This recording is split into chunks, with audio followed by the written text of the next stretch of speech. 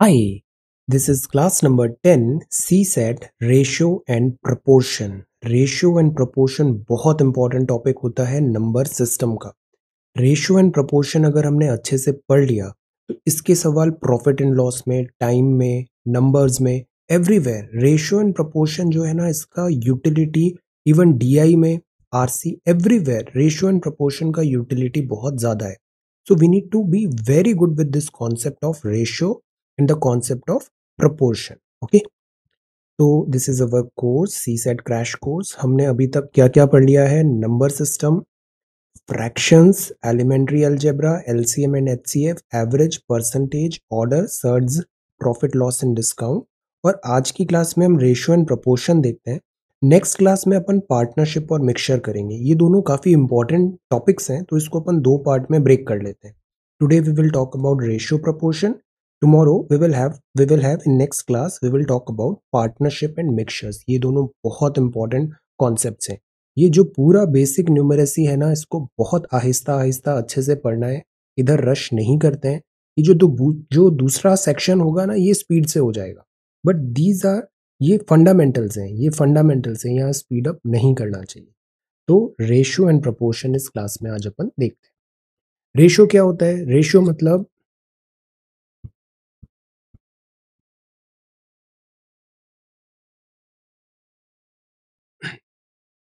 Ratio क्या होता है? रेशियो का मतलब अगर कोई क्वांटिटी x है तो उसके अकॉर्डिंगली दूसरी क्वांटिटी कितना हो रहा है, तो that is called the ratio. Ratio का मतलब होता है रिलेशन। रेशियो क्या बताता है? रिलेशन। तो रेशियो जब भी दिया होगा ना, वो हमेशा रिलेटिव होता है, एब्सोल्यूट नहीं होता कि अगर ये 4 है तो ये 3 है, ये 8 हुआ तो फिर ये डिफरेंट होगा। तो this is always relative. It is always relative. It is never absolute. So it is a relation that one quantity bears to another with respect to magnitude, or in other words, ratio of two quantities is the number of times of one quantity contains another quantity of same kind. देखो, definition इस तरीके से बोलकर पढ़ना ज़रूरी होता है।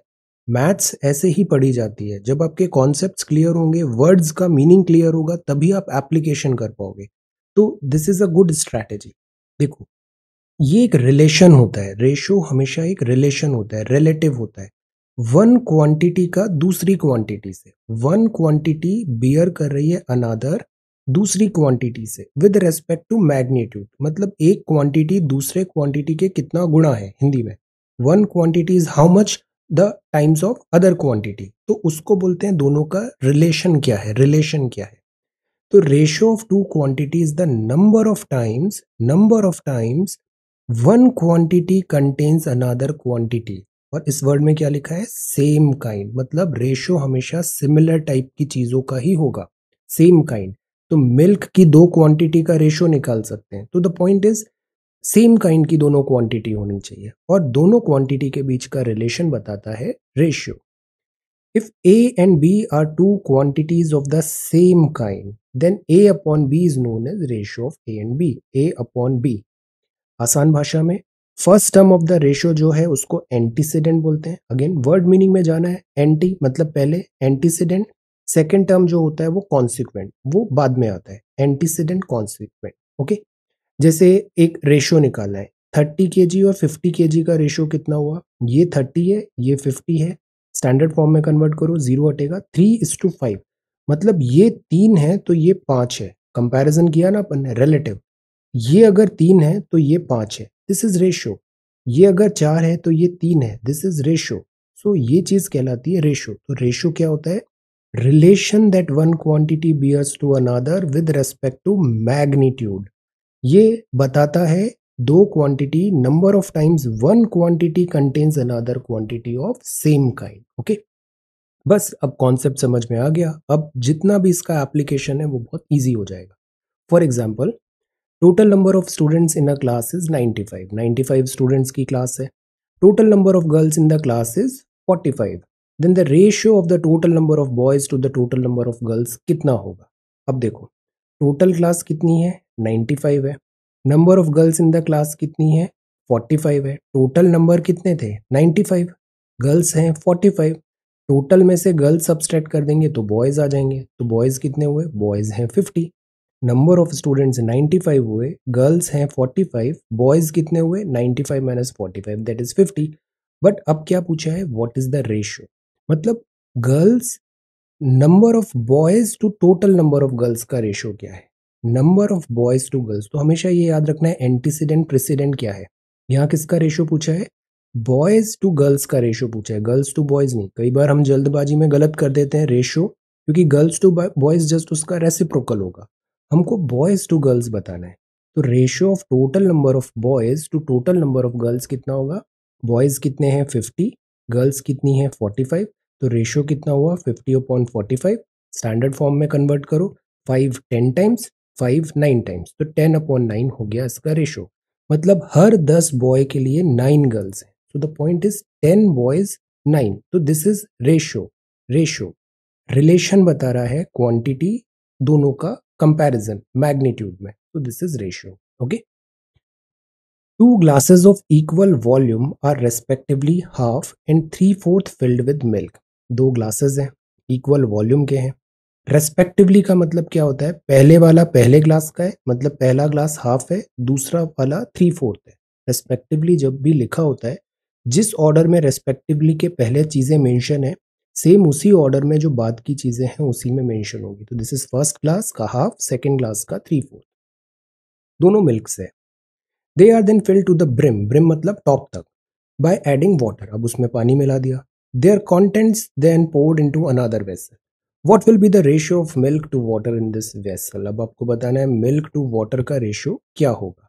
अब देखो, हम अज्यूम करते हैं, देखो मिल्क तो उतना ही होगा, जो एडेड क्वांटिटी है वो तो वाटर की है, तो पहले ग्लास वन की बात करते हैं। ये जो है हाफ था फिल, ओके हाफ फिल, और पहले शुरुआत में क्या था, केवल मिल्क था, तो मिल्क से हाफ फिल है। अब इसको बाकी का पूरा फिल करेंगे, तो बाकी का कितना करेंगे, आधा, हाफ जो है वो फिल किया वाटर से। तो पहले ग्लास में हाफ मिल्क है, हाफ वाटर है। सेकेंड ग्लास था वो 3/4 फिल्ड विद मिल्क था, तो 3/4 मिल्क हो गया। अब जो बाकी कितना बचा 1/4, वो क्या है, वाटर है। हमने रेशियो पढ़ लिया था ना, अपन ने नंबर्स पढ़े थे, दिस फ्रैक्शंस क्या होते हैं, 3/4, तो रिमेनिंग कितना हुआ 1 माइनस 3/4, तो 4 माइनस 3 1/4, 1/4, ओके। तो वाटर पता चल गया, मिल्क पता चल गया, बस मिल्क टोटल कांस्टेंट रहेगा।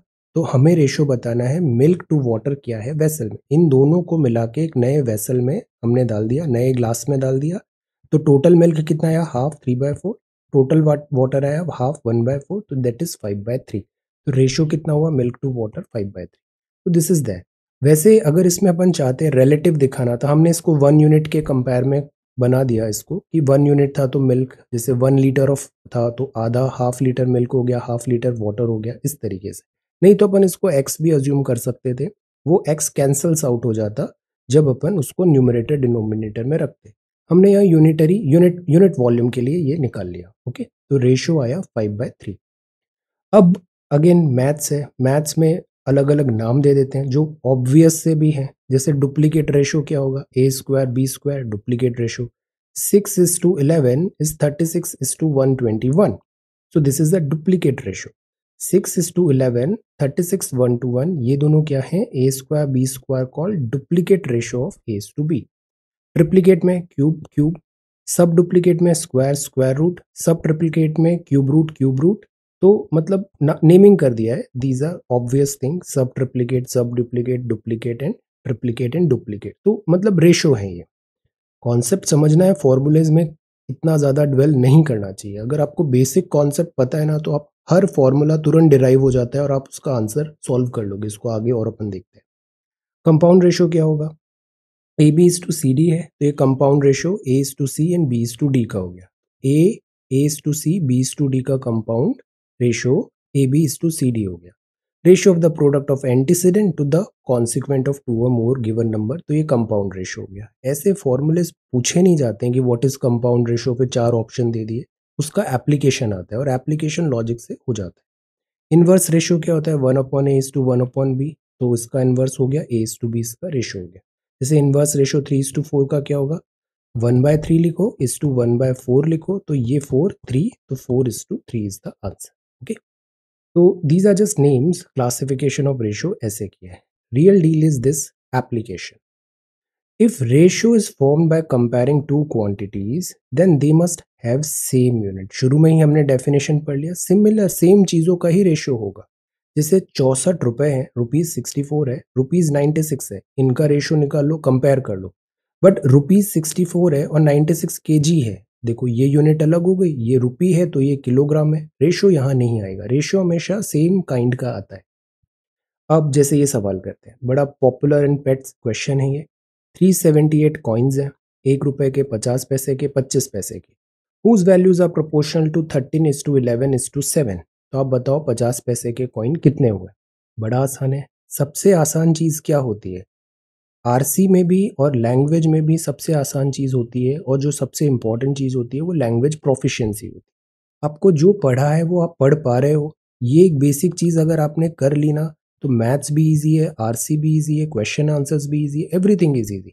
बट रीडिंग एबिलिटी है या नहीं है, तो इसलिए रीड करना जरूरी है, और रीड भी आराम से करना चाहिए। जल्दबाजी में स्टूडेंट्स एट टाइम्स बहुत जल्दी करते हैं और फिर वो शब्दों को, मीनिंग को खा जाते हैं, और फिर उनका मीनिंग चेंज हो जाता है, सॉल्यूशन डिफरेंट हो जाता है। तो कभी जल्दबाजी नहीं करनी चाहिए, जैसे मैं आपको हमेशा बताता हूँ, उसको धीरे धीरे पढ़ो। इफ 378 कॉइन्स, इधर टाइम सेव करने से कुछ नहीं होगा, अगर क्वेश्चन पढ़ लिया तो आंसर जल्दी हो जाएगा, वहां टाइम सेव होगा। क्वेश्चन हमेशा धीरे पढ़ना चाहिए। इफ 378 कॉइन्स कंसिस्ट ऑफ ₹1, 50 पैसा, 25 पैसा, whose values are proportional to 13:11:7, what then the number of 50 पैसा coins will be what? Very easy। तो देखो, अज्यूम करते हैं ₹1 का अपन वैल्यू मान लेते हैं, ₹1 का कॉइन है, ₹1 का कॉइन भी है ना, ₹1 के कॉइन का वैल्यू कितना है, यहाँ क्या लिखा है, whose values are proportional to 13:11:7। Maths में लिखते हैं 13x इसका वैल्यू हो गया, वैल्यू 13x है, और कॉइन ₹1 का है, ₹1 का भी मतलब ₹1 का कॉइन मतलब ₹1 की वैल्यू, तो कॉइन्स भी 13x हो जाएंगे।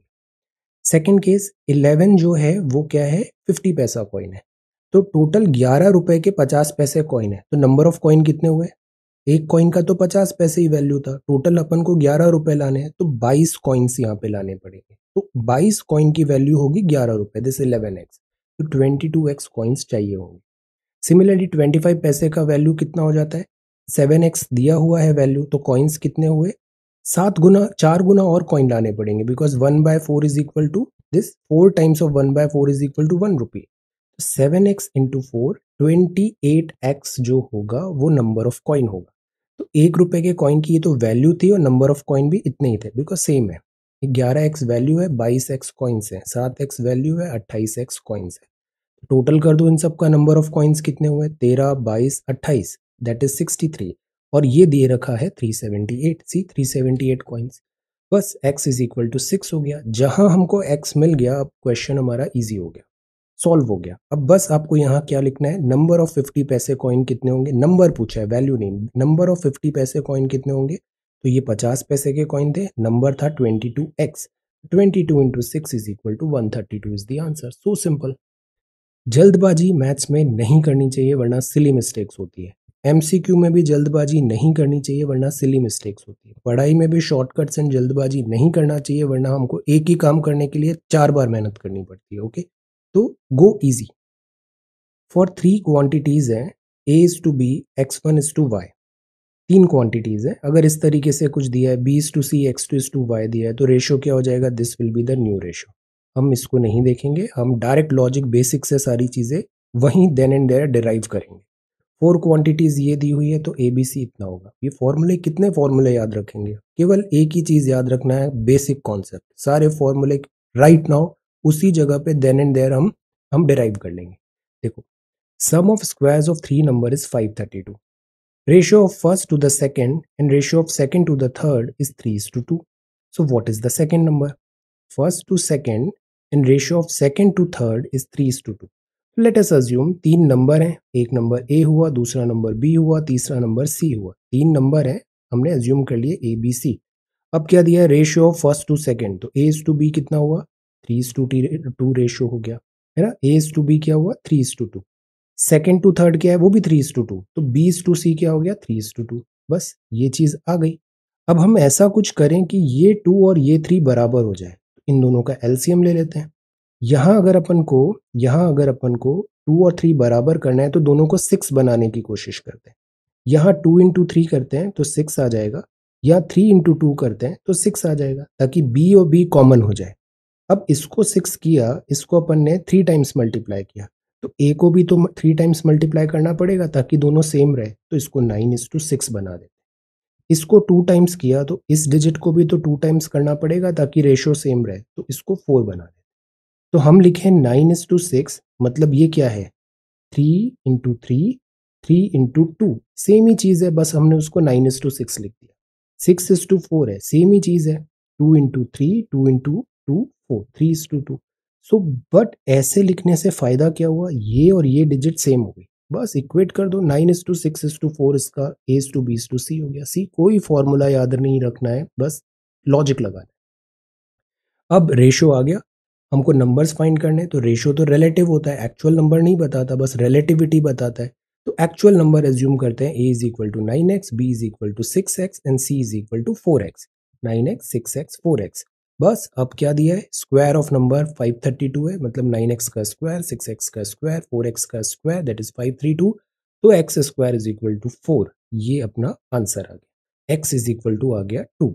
अब पूछा क्या गया था, what is the second number, ये हमेशा याद रखना है, पूछा क्या गया था, what is the second number. तो सेकंड नंबर क्या था, सेकंड नंबर था अपना से 6x, ये सेकंड नंबर था 6x, तो 6 इंटू 2, 12। बस easy, practice practice and presence of mind, that's all. If ratio of two number is 20:39, their sum is 295, then these numbers are very easy. हमें नहीं पता ये क्या है, फॉर्मूले हम याद रखते नहीं है। सो 20x और 39x दो नंबर हो गए, अज्यूम 20x 39x दो नंबर हो गए, सम कितना है 295, दोनों को ऐड करो 295, 59x 295, x is equal to 5। अब जितना प्रैक्टिस करोगे ना, देखना ये चीजें ना ओरल होने लग जाती है, calculations etcetera. Practice. x is equal to 5 हो गया, x इज इक्वल टू 5, तो 5 into 20 100, 5 into 39 195, these are the two numbers, very easy. A B C together hired a pasture on payment of ₹888। उन्होंने एक खेत खरीदा, उसमें घास लगी हुई थी। ये कौन सी घास है, पॉशर ऑन पेमेंट ऑफ ₹888। शीप्स है ये, शीप्स, शीप्स जैसे न्यूजीलैंड में बहुत शीप्स मिलती है। न्यूजीलैंड ऑस्ट्रेलिया में किस टाइप की ग्रासलैंड्स है, आंसर ये पॉशर है। तो A B C together hired a pasture on payment of this. Pasture जो है 20 शिप्स ऑफ ए 2.5 महीने ग्रेज किया, 30 शिप ऑफ बी 4 महीने किया, 36 शिप ऑफ सी 3.5 महीने किया। तो अब बताओ सी का कितना शेयर बना, जिसका जितना शीप, जितना टोटल शीप ग्रेज हुआ उसके अकॉर्डिंग उसी रेशो से उसका पेमेंट बनेगा। तो हम सब एक का फाइनल वो निकाल लेते हैं, शीप इंटू जो मंथ है, टोटल शीप मंथ कितने हुए। ए के कितने हुए 20 इंटू 2.5, दिस ए। बी के कितने हुए 30 इंटू 4, सी के कितने हुए 36 इंटू 3.5। ये ए और बी और सी का शेयर हो गया। प्रोपोर्शन निकाल लेते हैं, this is 50, this is 120, this is 126। तो 50:120:126 ये रेशो आ गया। स्टैंडर्ड फॉर्म में करें तो 25:60:63 आ गया। अब जब हमें शेयर ऑफ सी निकालना है तो हम क्या बोलते हैं, ये रेशो दिया हुआ है, सी का शेयर कितना होगा 63 upon this plus this plus this, 63 upon 25 plus 60 plus 63 into this, ये सी का रेशो हुआ आउट ऑफ टोटल 888। जब भी ऐसा बात आती है, ये रेशो है ए बी सी का, तो सी का फाइनल जो है सैलरी या पॉशर जो मनी आया उसमें कितना रेशो रहेगा, प्रोपोर्शन कितना मिला, सी अपॉन ए प्लस बी प्लस सी अपॉन ए प्लस बी प्लस सी इंटू टोटल जो भी है। तो 63/25 प्लस 60 प्लस 63 और टोटल है 888, तो ये आ गया 308। Very good. सो बस इसी तरीके से सी का जो पैसा है वो आया 378 रुपये। बी का निकालना होता तो क्या करते, बी 60 है ना, बी क्या था, यहाँ पे अपन ने सी निकाला है, सी पेयर 36 इंटू 3.5, 63 निकाला। अगर बी निकालना होता तो ये लिख लेते अपन 60/25 प्लस 60 प्लस 63 इंटू 888। ए का निकालना होता तो 25 अपॉन टोटल इंटू 888, ऐसे वर्क करता है। Okay. Ratio of income of Rohit और प्रताप 4:3 है, तो रेशियो ऑफ देयर एक्सपेंडिचर 3:2 है। हर दोनों सेव करता है 2,500 रुपये, तो उनकी इनकम कितना है, हमें कोई फॉर्मूला याद नहीं रखना है। रोहित और प्रताप 4:3 है, दिस इज अ रेशियो, तो इसको नंबर्स में कन्वर्ट करने के लिए let's this is 4x, this is 3x, तो इनकम हो गई 4x इन 3x। एक्सपेंडिचर 3:2 है, तो इनकम 4x 3x, एक्सपेंडिचर एक और वेरिएबल ले आते हैं 3y 2y। इनकम पता लग गई, एक्सपेंडिचर पता लग गई। अब पहले केस में क्या है, रोहित के केस में इनकम इतनी है, एक्सपेंडिचर इतना है, 4x minus 3y 2500 saving. Pratap के केस में 3x माइनस 2y इज 2500। तो देखो दो इक्वेशन आ गई, दोनों को सॉल्व कर दो, x इतना आ गया, y इतना आ गया। तो रोहित की इनकम 4x थी इतना, प्रताप की इनकम 3x थी इतना। दोनों की इनकम हमें पता चल गई, सिंपल। मंथली इनकम है कोमल और आशा का are in the ratio 4:3। Monthly expenses है इन द रेशियो 3:2। दोनों 600 रुपए सेव कर रहे हैं, तो आपको बताना है सम ऑफ देयर टोटल इनकम क्या होगी। ये सवाल भी बहुत आसान है। इनकम अगेन हमें पता नहीं है, ये तो रेशो है, तो हम इसको 4x और 3x मान लेते हैं। कोमल को 4x, आशा को 3x। एक्सपेंसेस 3:2 है, मतलब कोमल के 3y, आशा के 2y, 3:2। अब ये वेरिएबल्स हम दो इक्वेशन बनाते हैं, दो इक्वेशन को सॉल्व करते हैं, x एंड y पता चल जाएगा। सेविंग 600 है, पहले इक्वेशन के according 4x minus 3y 600, this is for Komal. Asha के लिए 3x minus 2y is equal to 600, because 600 दोनों सेव कर रहे हैं। तो this will come to y is equal to 600, x is equal to 600, 7x, मतलब इनकम कितनी है 7x। पूछा क्या गया था, sum total income, both save ₹600, what is the sum of their total income. तो टोटल इनकम कितनी हुई 4x plus 3x, 7x total income हुई कोमल और आशा की, और x का वैल्यू है 600, तो टोटल हो गई 4200, दोनों की इनकम है टोटल। Very easy. तो ये तो हुआ रेशो। रेशो के अभी और सवाल आगे देखेंगे, I give you one exercise as well.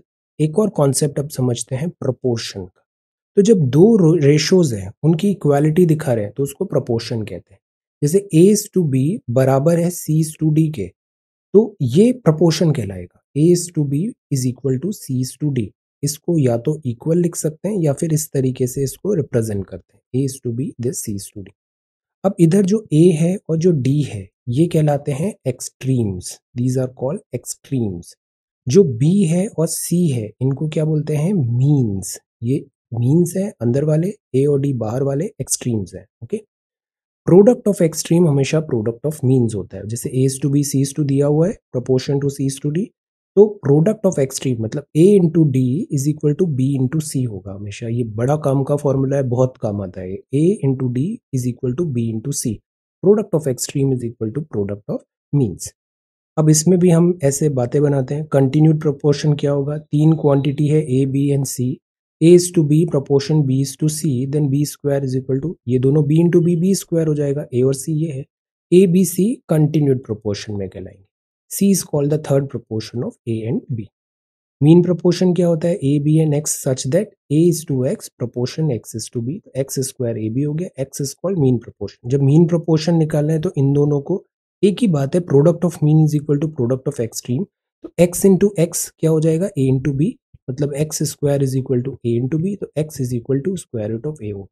सभी चीजें ना मैथ्स में बेसिक समझ आ जाए, सब चीज बहुत ईजी हो जाती है, रटना कुछ भी नहीं है। जैसे इसमें रटने के लिए कुछ है ही नहीं, इधर भी रटने के लिए कुछ नहीं है। Fourth proportion a is to b proportional c is to x है, then a into x b into c हो जाएगा, तो ये फोर्थ प्रोपोर्शन हो गया।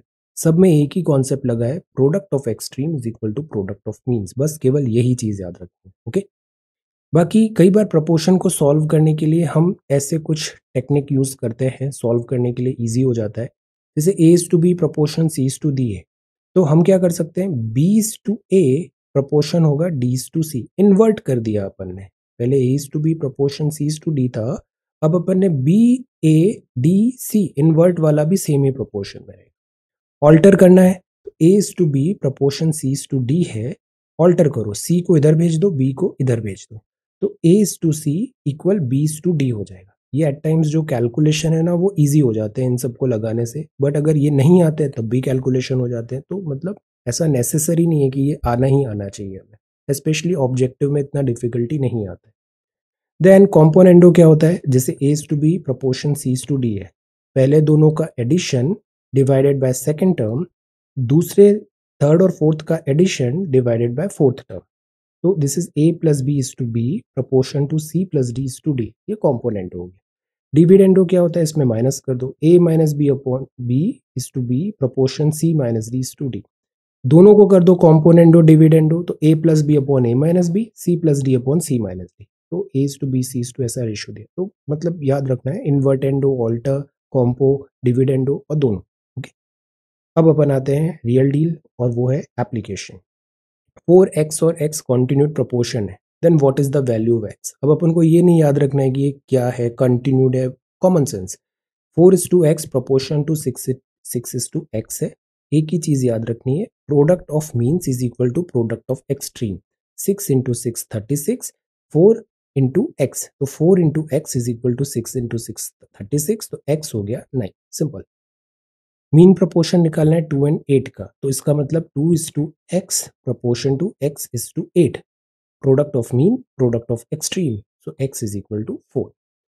अब एक और चीज प्रोपोर्शन का जो रियल डील होता है वो होता है कि वो डायरेक्ट प्रोपोर्शन है या indirect proportion. Proportion because again relative चल रहा है।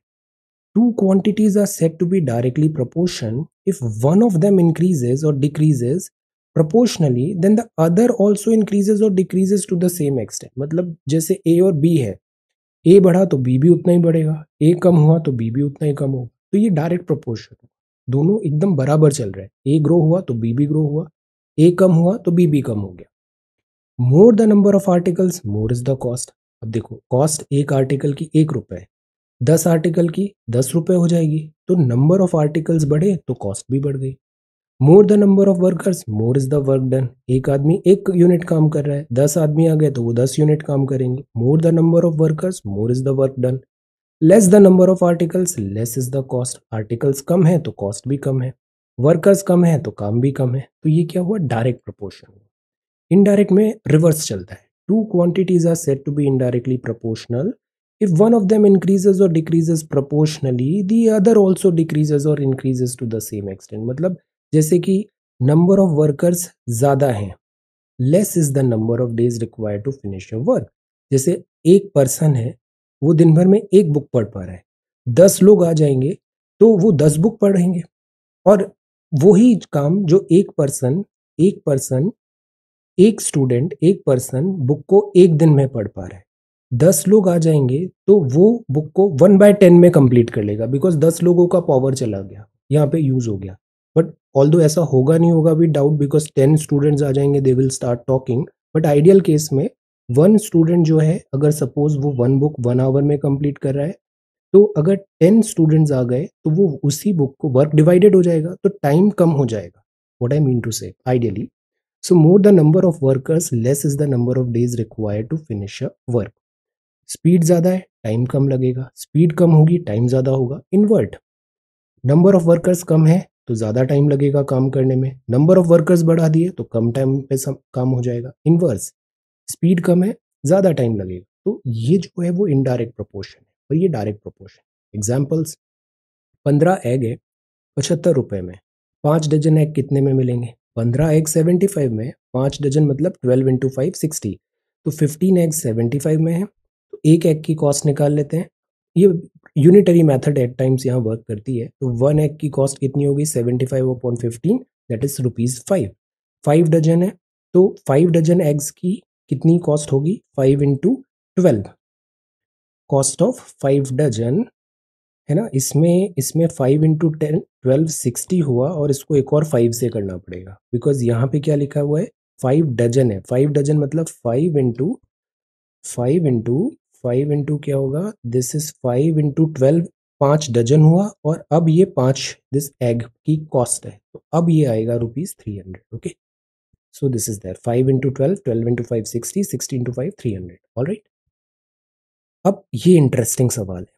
10 spider can catch 10 flies in 10 minute, how many flies can catch 200 spider in 200 minute. ऐसे बहुत सारे सवाल आएंगे, कभी भी फॉर्मूला याद नहीं रखना है। I tell you why. हमेशा प्रोपोर्शनैलिटी देखो, हमने यहाँ पे फ्लाइज पता लगाना है, अपन को क्या पता लगाना है, फ्लाइज, हाउ मेनी फ्लाइज। अब फ्लाइज के हिसाब से अपन रिलेशन फाइंड करते हैं। फ्लाइज कांस्टेंट रख दिया अपन ने। फ्लाइज जो है डायरेक्टली प्रोपोर्शनल टू स्पाइडर है, ज्यादा फ्लाइज ज्यादा spider. Flies directly proportion to time है, ज्यादा टाइम मिलेगा ज्यादा फ्लाइज कैच होगा।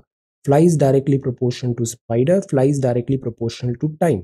बस ये कॉन्सेप्ट समझ गए, this question is really easy. तो मतलब फ्लाइज है वो के टाइम्स स्पाइडर इनटू टाइम, दोनों को मिला दिया अपन ने, के टाइम्स एक कांस्टेंट ले लिया, स्पाइडर इनटू टाइम, फ्लाइज के times spider into time.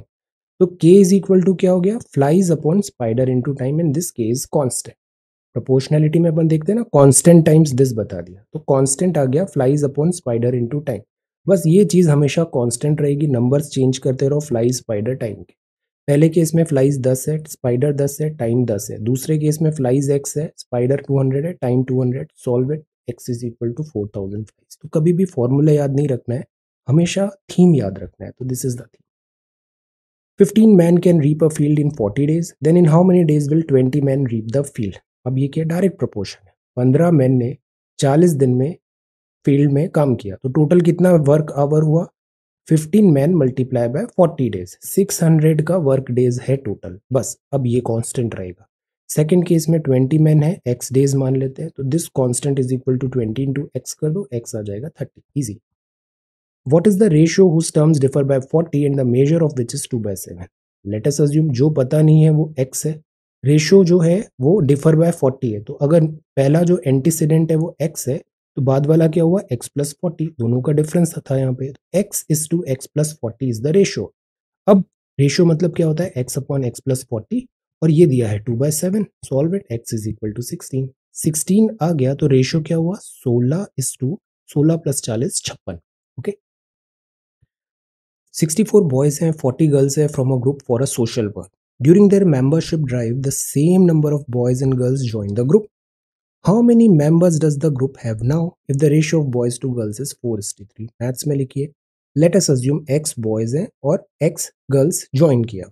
64 boys हैं, 40 girls form a group for social work. Membership drive में same number of boys and girls join the group, same boys and girls ने join किया, X boys ने X girls ने join कर लिया। शुरू में रेशियो क्या था, 64 था और 40 था, 64 प्लस एक्स हो गया, 40 प्लस एक्स हो गया।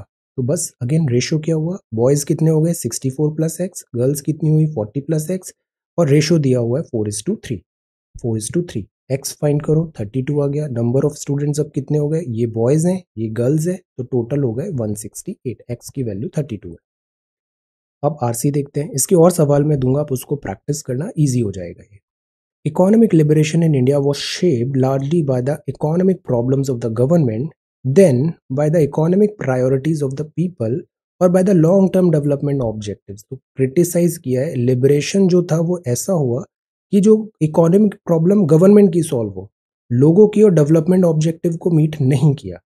THAN और THEN में क्या डिफरेंस होता है, tell, THAN and THEN। Thus, there were limitations in conception and design which have been subsequently validated by experience। तो इसीलिए आगे फिर डिफिकल्टी आई हमें, जॉबलेस ग्रोथ हुआ, परसिस्टेंट पॉवर्टी हुआ, राइजिंग इनइक्वालिटी हुआ, mounted is problem since economic liberalization begin 1991, and all these years later 4 quiet crises confront the economy। चार कौन से क्राइसिस हैं जो दिख नहीं रहे, एग्रीकल्चर का, इंफ्रा का, इंडस्ट्रियलाइजेशन का और एजुकेशन का कंस्ट्रेंट है, और ये कंट्री के फ्यूचर प्रोस्पेक्ट को कॉम्प्रोमाइज कर रहा है। So these problems must be resolved if economic growth has to be sustained and transformed into meaningful development. तो ये चार जो क्वाइट क्राइसिस हैं, इन सब प्रॉब्लम्स को हमें सॉल्व करना है। बड़ा इजी सा आरसी है। क्वेश्चंस देखते हैं। Which of the following is are the most rational and logical inferences that can be made from the past? देखो इजी आरसी जैसा कुछ नहीं होता है, इजी जो होता है वो ऑप्शंस बनाता है उसे कि वो इजी है या डिफिकल्ट है। It is essential to rethink and redefine the economic role of the state in the quest for development. बड़ा अच्छा सा स्टेटमेंट है, जरूरी है रीथिंक रीडिफाइन करें economic role quest for development, because यहाँ हमने क्या देखा, ये सब चीजें डेवलपमेंट ऑब्जेक्टिव नहीं प्रायोरिटी में रहा। Looking good. India has not made effective implementation of its policies in social sector nor made sufficient investment in them। Clear cut जो स्टेटमेंट बोल रहा है इस टाइप से, वो वैसे भी सही कम होता है। जो स्टेटमेंट गवर्नमेंट को पुअर लाइट में दिखा रहा है, सिवियर क्रिटिसिज्म कर रहा है, वो भी यूजुअली गलत होता है। India has not made effective implementation of its policies in social, ये तो एक मतलब जजमेंट पास कर दिया। इसका करेक्ट आंसर क्या होगा, इसका करेक्ट आंसर होगा केवल 1। Second, with reference to the above passage, the following assumptions have been made। assumptions पहले inference था। India's economy need to be greatly integrated with global economy so as to create large number of jobs, sustain its growth momentum. ऐसी तो कोई भी बात नहीं किया हमने, ये तो सब फार फेच्ड है, ऐसा अज्यूम भी नहीं किया. Economic liberalization would cause large economic growth, which would reduce poverty, create sufficient employment in the long run. Economic liberalization. पर अभी तो हमने देखा ना 1991 में liberalization किया, but ये सब चीजें तो नहीं आई. So the point is this statement is also wrong. So valid क्या हुआ assumption? दोनों गलत है, दोनों assumption wrong है. So ये RC है. रेशो प्रपोर्शन के कॉन्सेप्ट हमें रिवाइज करने हैं. अगली क्लास में अपन फिर अब नेक्स्ट पढ़ेंगे about partnership and mixture. So thank you so much for watching this video. Take care, study well and be safe.